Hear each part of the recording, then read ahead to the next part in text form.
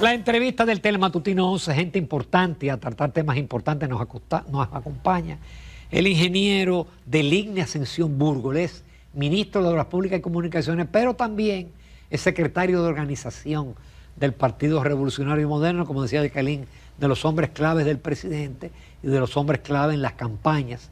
Así que aquí vamos a hablar de política y de obras.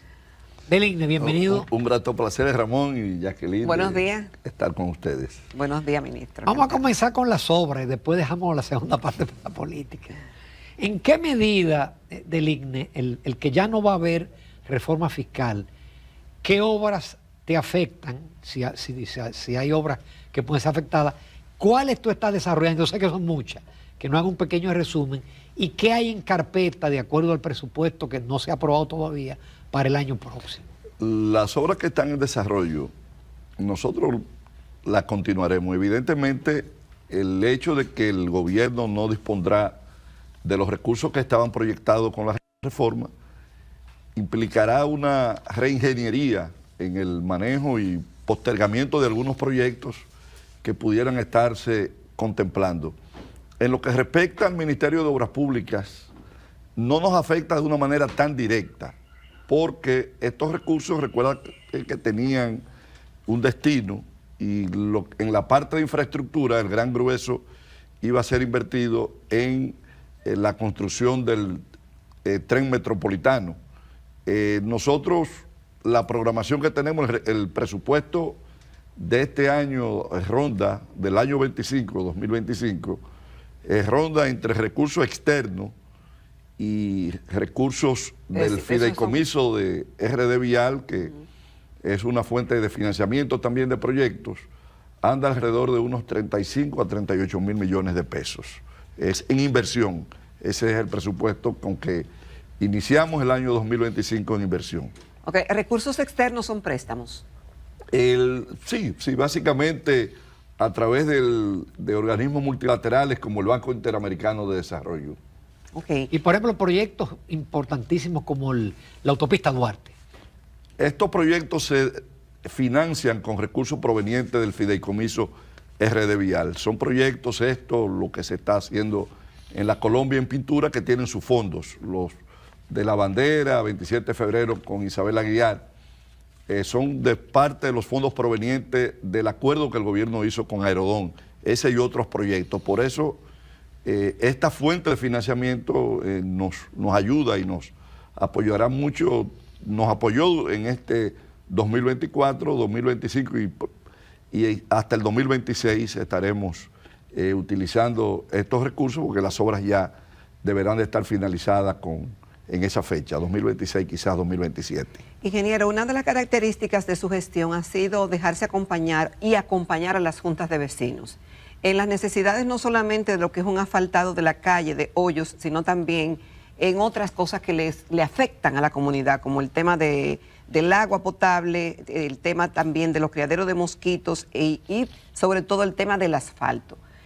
Se han logrado muchísimas cosas en ese sentido, y de hecho hace unas cuantas semanas usted se reunió con decenas de juntas de vecinos y ahí pues en ese encuentro se dieron a conocer algunos de esos datos. ¿Eso va a continuar? ¿Para dónde se va a dirigir? ¿Ya ha logrado los objetivos con esos sectores que son del Gran Santo Domingo? ¿A dónde se dirigen para que se sigan beneficiando de este acompañamiento? Jacqueline, esto es fundamental. Las juntas de vecinos que desarrollan un trabajo extraordinario, gratuito y de una vocación comunitaria y de servicio increíble, nos permite a nosotros ir a esas necesidades puntuales, que muchas veces son pequeñas cosas, que es la construcción de un badén, la reparación de un invernal, y la hemos complementado con programas sociales que desarrollamos desde el Ministerio de Obras Públicas, como es la dotación de agua potable, la fumigación, consultas médicas, odontológicas, reparaciones puntuales de casas en mal estado. Esto lo vamos a continuar. Tendremos en los próximos días un encuentro en Santiago de los Caballeros con juntas de vecinos, así como el que hicimos en el Gran Santo Domingo, y es siguiendo también una práctica que ha venido ejecutando a lo largo de su gobierno el presidente Luis Abinader. Periódicamente Luis Abinader se reúne con las juntas de vecinos en las que estamos presentes los funcionarios, y ahí, inclusive en este momento estamos ya en una segunda fase, que es la fase de dar respuesta sobre las necesidades que en los encuentros iniciales se hicieron.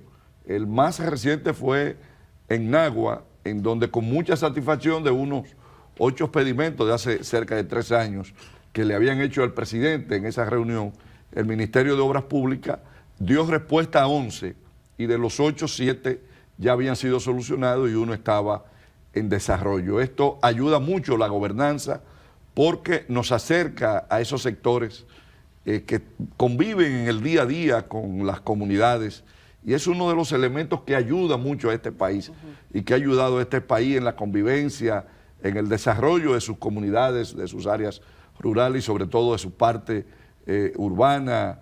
En los sectores hasta más marginados hay organizaciones que permiten el desarrollo de sus áreas y de su gente. En términos de las circunvalaciones, que son obras muy importantes para desahogo de las ciudades, estoy pensando en Baní, estoy pensando en otras ciudades, ¿cuáles son los proyectos? Concluir lo que estamos desarrollando. Hemos estado, Ramón, a lo largo de estos años haciendo una importante inversión en la conectividad, en la que es un concepto que nuestro amigo común, Teodoro Tejada, lo hemos conversado mucho sobre la conectividad, lo importante que es para el desarrollo nacional la interconectividad vial. Estamos concluyendo ya la circunvalación de Baní. Deberemos también concluir para el primer cuatrimestre del año 2025 las circunvalaciones de Asua, la de Asua ya se terminó, de Moca, San Francisco de Macorís, el malecón de Nagua, que es también especie de una circunvalación. Hay una que ya está concluida prácticamente, que más que una circunvalación es una extensión de la de Santo Domingo, que es la prolongación de la ecológica desde la ciudad Juan Bosch hasta las Américas, ya hasta la Panamericana, está ya totalmente concluida.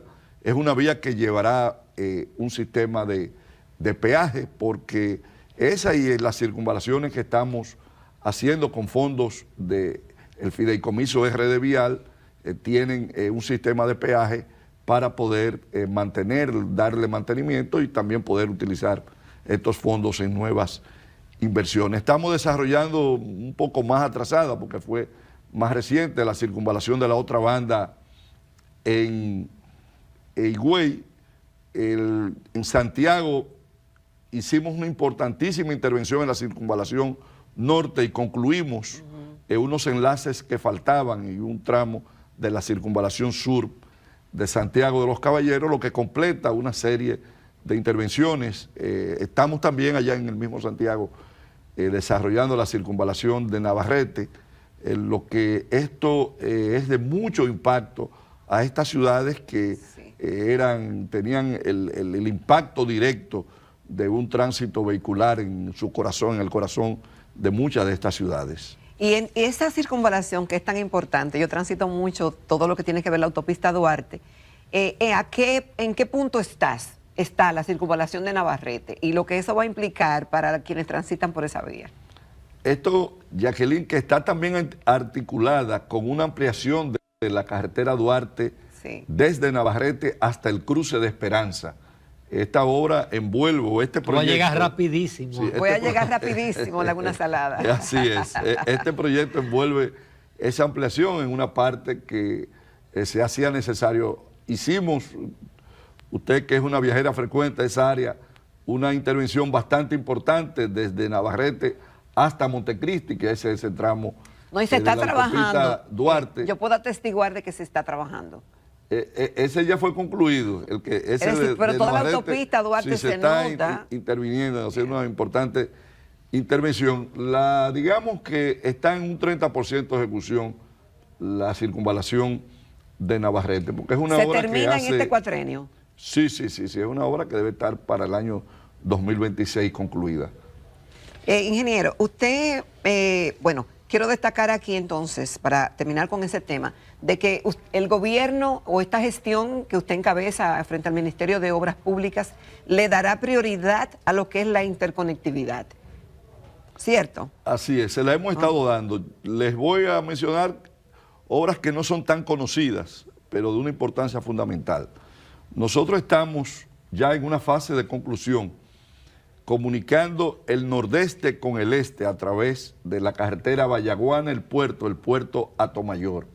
Esto es una interconexión que importantísima, porque son dos regiones que no tenían una comunicación directa de manera vial. Entonces, este tipo de trabajo que hemos venido desarrollando, esa visión de interconectividad para producir el desarrollo. Estamos haciendo una intervención también muy importante, que es desde Cebicos, la reconstrucción de la carretera Cebicos, Monteplata, Vallaguana, que servirá también, ese mismo eje servirá para comunicar desde Cotuí.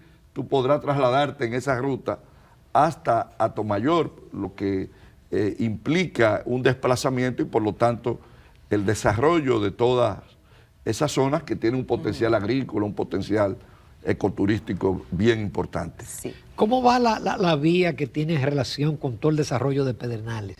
¿Eso está bajo la dirección de ustedes o está...? No, de nosotros, sí, venimos desarrollando. Ahí hay un circuito vial que empieza desde Cabo Rojo hasta Barahona. Estamos interviniendo ya con tramos bastante adelantados. Puedo decirte que de Barahona a Enriquillo no lo hemos concluido porque en un punto que se llama El Derrumbado, ahí se ha producido por un tema de inestabilidad de unos taludes que hay ahí, una situación que ameritará una intervención mayor, si no ya la habríamos concluido. Avanzamos en Enriquillo, Oviedo, Pedernales, Cabo Rojo, hasta llegar a la cueva, toda esta parte avanzando y que tendrá un impacto muy importante en lo que es el proyecto Pedernales. Pero conjuntamente con esto, estamos construyendo una carretera muy importante que servirá de vía alterna a esta, que es Cabral, Polo, Enriquillo.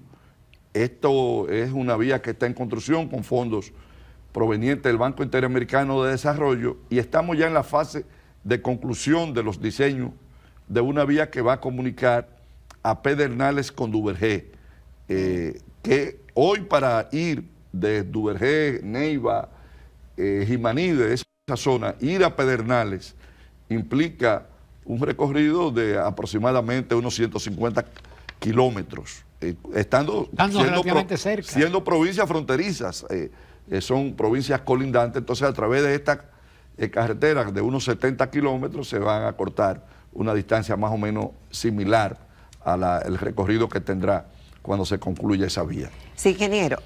Vámonos a una breve pausa, porque nos queda algo de obras públicas, pero tenemos que hablar de política, del PRM, del gobierno. Bueno. Volvemos en unos minutos con el ingeniero del IGNE Ascensión Burgos.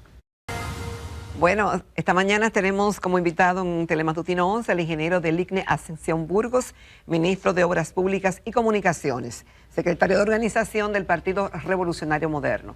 Y vamos a sacarle el jugo. Hay un tema muy importante que son las viviendas. Y nosotros estamos en la ruta de los huracanes y el país está lleno de viviendas vulnerables. Tradicionalmente el Ministerio de Obras Públicas le ha dado un acompañamiento a través de reparación de viviendas. Pero ¿qué pasa? Que ahora todo lo que tiene que ver con vivienda pasa al Ministerio de Viviendas. ¿Continúa el Ministerio de Obras Públicas arreglando casas, haciendo construcciones nuevas, en un país que tanto necesita este acompañamiento? Estamos en lo que inicialmente de esta conversación, con las juntas de vecinos, haciendo mejoras puntuales y concluyendo proyectos que estaban bajo la responsabilidad del Ministerio de Obras Públicas y que la propia ley que crea el MIBE nos da la facultad para concluir estos proyectos, ya no iniciar nuevos proyectos. Sino concluir lo que estaban. Si puedo decirte que deberemos estar en pocos meses entregando un proyecto importante en Kosovo de Puerto Plata igualmente ya habíamos entregado la última etapa de lo que fue Mesopotamia, Alto de Vista o Vista de Río, que es el nombre que se le puso, pero que era Mesopotamia, ya la última etapa la inauguramos. Son viviendas nuevas, completas. Sí, totalmente nuevas. No reparaciones. No. Y hay otro que también estamos concluyendo, que también venía inclusive de la administración anterior, el de Tenguerengue, y nos queda Ciudad Esperanza en Barahona. Con Ciudad Esperanza ya concluimos lo que es la intervención a gran escala en materia de viviendas desde el Ministerio de Obras Públicas, porque ya es una responsabilidad, competencia del MIBE. Sin embargo, en las reparaciones puntuales de carácter social, sí vamos a continuar. Hay un proyecto, una iniciativa hermosísima también que estamos desarrollando, que se llama Viviendas Vulnerables, donde estamos interviniendo unas 800 viviendas de personas que vivían en condiciones muy deplorables, y hoy ya se le está impactando y cambiando la vida a estas familias que estaban, esas 800 familias que estaban en esas condiciones, donde ya hemos terminado una cantidad importante. En el receso, seguimos haciendo la entrevista, y usted habló de dos vías que van a compartir con el público, porque nosotros mismos desconocíamos de esos dos proyectos. Al de Villa Elisa, Punta Rusia. Punta Rusia. Bueno, pues ese que es un proyecto cuya intervención nació aquí, en una conversación con Jacqueline. Estamos ya a semanas de concluirla. Nos quedan de 25 kilómetros, apenas 4 kilómetros para concluirla. Es muy importante porque es una comunicación muy directa entre la parte noroeste de Puerto Plata con Montecristi, y ahí hay unas playas hermosísimas en Punta Rusia, lo que va a potenciar desde Santiago y del mismo Montecristi está Cayo Arena, que es un espectáculo, y esta vía, que es una vía que tendrá o que tiene ya característica panorámica, le estamos, antes de llegar a Punta Rusia, construyendo un mirador que se ve todo ese esplendor del Atlántico en esa parte de la costa puertoplateña, montecristileña. Así es, ingeniero. Decíamos al inicio del programa, y vimos durante toda la campaña, y sabemos, porque lo han dicho públicamente quienes saben de eso, que usted es una de las 7 personas más cercanas al presidente de la República, y que durante la campaña presidencial y todo lo que se desarrolló en el 2024 jugó un papel fundamental por las responsabilidades que el partido y el presidente le confirieron a usted, no solamente en calidad de secretario de organización, sino también como estratega. El PRM barrió en las elecciones en febrero y en mayo, pero, oh sorpresa, el gobierno, a pesar de que el presidente había dicho en campaña todo lo que iba a hacer si le daban la oportunidad de contar con el favor del voto popular, cuando llegó y se instaló en agosto, comenzó a hacer lo que había prometido en cuanto a reformas y otras cosas. Pero hasta ha encontrado oposición hasta dentro de su propio partido. Y han tenido muchos tropiezos, y algunos hablan de que el gobierno ha tropezado mucho, de que este gobierno que parece viejo, que si el gobierno perdió el rumbo, de que hay escándalos innecesarios, de que falta una estrategia. Usted como estratega y como una persona que viaja al país como ministro y una persona que despacha con el presidente de la República, ¿qué puede decirnos al respecto? Mira, ¿cómo usted ve todo esto que se dice y que como que se siente? Mira, en tu comentario inicial, yo no llevo una contabilidad de la proximidad. Sí soy una persona que vengo con muchos años con una relación con el presidente Abinader desde hace muchos años, los dos estando mucho más jóvenes que lo que hoy estamos. Compartimos una visión de país, y esto nos hizo establecer una relación que, gracias a Dios, mantenemos hasta el día de hoy, que muchas de las cosas que se están haciendo fueron parte de esa visión, que de una manera conjunta compartimos alrededor de doña Milagros Ortiz Bosch y del propio padre del don José Rafael Abinader. Me ha tocado jugar un rol desde antes, inclusive de esta relación.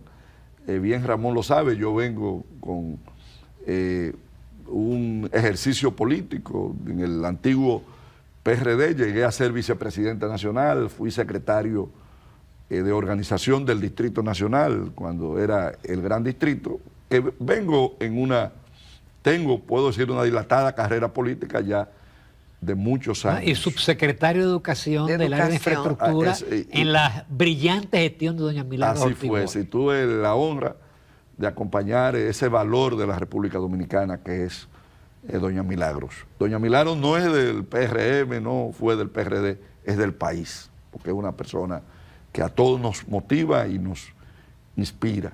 Entonces, el presidente, que es una persona que primero tiene un estilo de gobernar para el pueblo, para la gente que escucha, que tiene la valentía, lo más difícil que hay, señores, es ratificar decisiones que se toman o que se adoptan. Y para esto hay que ser valiente, hay que tener grandes fibras democráticas, y el presidente a lo largo de su ejercicio gubernamental lo ha hecho. Es más, en su vida. Recuerdo siempre una expresión del presidente que él decía que los únicos que no cambian de opinión son los locos, porque los locos son, una de las partes de la locura es la constancia y la fijación en el pensamiento. Entonces, cuando tiene que cambiar, cuando tiene que rectificar, lo hace, y lo hace para bien del país. Cada momento, Jacqueline, es distinto. Uno tiene, y más en estos tiempos, que el mundo es tan cambiante, que la realidad es tan cambiante, uno tiene que vivir en una reinvención constante. Ahora, aquello que desde Heráclito se hablaba, de Hegel, Carlos Marx, del cambio, la dialéctica, el cambio hoy es más constante y más rápido que en cualquier época de la historia. Entonces, este es un momento que sí, que entiendo que tanto el partido como el propio gobierno debemos de repensarlo y de relanzar distintos aspectos, no porque haya un cansancio, sino porque la propia dinámica de la vida, la propia dinámica del mundo lo requiere. Tenemos un entorno internacional bien cambiante. Hoy estamos ante una realidad, ante el inicio de un gobierno en los Estados Unidos, con la influencia que tiene los Estados Unidos en el mundo y muy especialmente en la República Dominicana. Entonces, son elementos y factores que conllevan a un análisis y a una observación constante para tomar las decisiones y las medidas y los ajustes que haya que hacer. Pero gracias a Dios tenemos, en un momento tan delicado como el que hoy vive la humanidad, un presidente como Luis Abinader. Señores, yo anoche estuve, Ramón, en un evento de la Cámara Dominicana de la Construcción, en la que había unos representantes de 18 países, y todos hablaban con admiración y con respeto del proceso que vive la República Dominicana. Crecimiento, recuperación de la pandemia, solidez de la democracia y de la institucionalidad. Entonces, y sobre todo, un futuro muy prometedor que tenemos como país. Grandes retos, ¿cierto? Y es parte de la vida, pero hoy la República Dominicana está en uno de los mejores momentos que ha tenido en toda su historia. Deline, ya finalmente como secretario de organización, bueno, el presidente lo dijo, mucha gente no le creyó, pero lo asentó sobre piedra de que él no va, es el valor principal que tiene el partido, la marca, no va a otro periodo. Hay quien dice que hay como 20 aspirantes a la candidatura presidencial. Como secretario de organización, ¿ustedes no sienten un poquito de temor, un poquito de recuerdos del pasado? El hecho de que el activo principal no va a continuar. Y entonces hay muchas aspiraciones. Mira, esto debe conllevarnos a dos cosas esenciales. El 28 dependerá de dos factores esenciales desde mi punto de vista. Que el gobierno termine como han discurrido estos 4 años. Con una buena gestión. Con una buena gestión. Vamos a depender de concluir con una buena gestión y dependeremos de un partido unificado, un partido conectado con la sociedad, que lo interprete, y después el candidato o la candidata tendrá un papel importante, pero yo coloco estos 2 elementos esenciales: ayudar a que el presidente Luis Abinader concluya su mandato como ha sido en los 4 años y meses que lleva de ejercicio de gobierno, un partido unificado y un partido que pueda mantener su comunicación, que pueda ser un verdadero interlocutor, que no es más que mantener la esencia que le dio origen al PRM, que fue o ha sido el de fortalecer y de afianzar la democracia en un momento que la institucionalidad en la República Dominicana estaba en peligro. El propio surgimiento del PRM es fruto de un tribunal electoral que le dio 42 sentencias, avaladas estas sentencias por quienes tenían en ese momento el poder, y despojó de la democracia de la antigua organización. Entonces, el PRM nace como una respuesta ante ese conculcamiento que había de la institucionalidad en el país, arropado y socavado por el entonces partido gobernante. Lenín Ascensión, magnífico expositor, vocero. Deseamos que sigan los éxitos en el ministerio. Gracias, Bueno, Ramón, gracias. la suerte está echada. Muchas gracias. Aléjate, decía Julio César.